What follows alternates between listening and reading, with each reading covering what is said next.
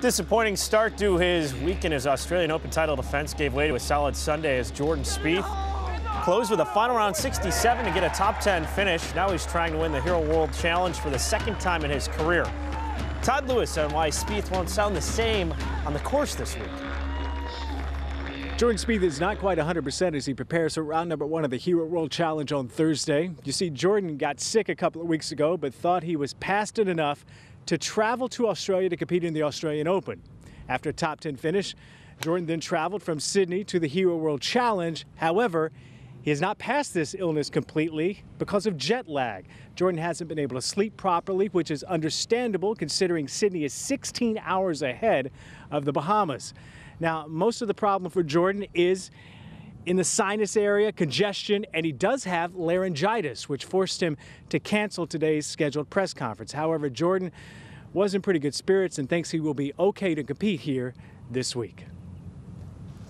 All right, with Rosie, we heard Todd kind of delve into some of the details of Jordan's travel. You've got more on why he's kind of run down at this point. Just off the phone with Damon Goddard, who's his performance coach and a guy who basically handles his diet. And this is a byproduct of just seasonal changes in the Dallas area. The Trans-Pacific flight, obviously, over to Sydney, then back, and then they fly in on a private plane. But they worked on their diet and got it a little bit cleaner, according to Goddard, and said that Jordan's actually up to like 75% now, George. So, you know, maybe it continues to go better as it goes along. But you can just see how many, he flew commercial over and back from Dallas because there's a nonstop, then jumped on a private plane. But whether you're on a private plane or you're in a big 747 or whatever it was going over the Pacific, obviously a lot of stuff going through the air conditioning unit. You're sitting next to somebody, you don't know what they kind of disease or what they're dealing with right now. So, you know, you get it. We've all been on planes. We've all come off planes being not able to talk. It's a cheap way of not talking to the media, though. I got it's an easy out. And if he's flying commercially, he better fly the same airline. 18,000 miles almost has status, at least the bottom rung. It's a lot of mileage. Gold in Delta. Yeah, exactly. So Jordan Spieth and Michael Greller obviously have one of the strongest relationships we see of a player and a caddy. But Jordan Spieth is a caddy carousel going on now. Another change this week at the end of the year. Well, he had Cam McCormick on the bag last week, remember, his instructor, and Cam stayed over in Australia. He's an Aussie.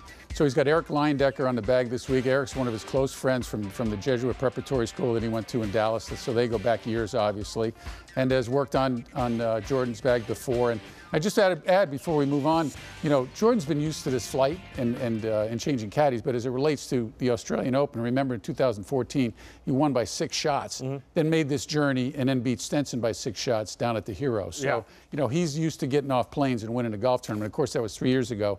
He was a baby then. I mean, he's only 25 years old now. He's getting over the hill now. He's already into his mid-20s. But you always got to beware of the sick golfers. So we'll see that with Jordan Spieth.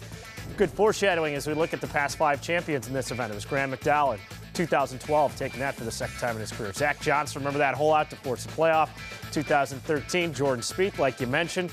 The romp after taking the Australian Open, Bubba Watson 2 years ago. And the defending champ is one Hideki Matsuyama.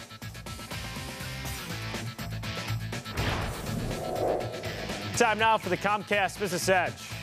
Well, of all the weeks for our expert to pick a winner, or possibly a long shot, with only 18 guys in the field at this week's Hero World Challenge, this would be it. So, Billy, the fans at home wondering, who has the edge to win in the Bahamas? Is it going to be a surprise, or should we see it coming?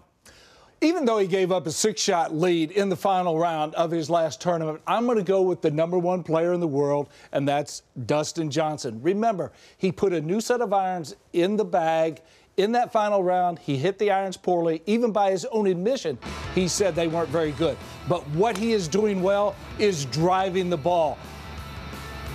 Cutting the corner, prodigious lengths, and now you're going to see a second drive to where he's going back into the wind, so he's able to flight it. And you can see just that little baby cut right there. And when Dustin Johnson is driving it well, that's when he becomes that dangerous player that he's going to be at the top of the leaderboard. And he's even having a little fun with Tiger Woods. Look at the tweet that he sent out. Good to see Tiger healthy and competing again. Should be a good week, but I can still outdrive him. And I think that has energized Dustin Johnson with Tiger here and the way that he's playing, the way that he's swinging. I know that he's playing well. I know that he's getting ready for the calendar year to start. Everything lends itself to Dustin Johnson playing this week, and that's why I give him the edge, George. All right, playing like world number one. That's what we're expecting. That's the Comcast Business Edge. Coming up, so let's play the hypothetical game. Say Tiger Woods wins this week. How many spots is he jumping in the world ranking? The answer, that could surprise you later. And the first round of the Australian PGA Championship is on the course. Sergio Garcia, Adam Scott, both under par early. Stay with us. We'll be right back.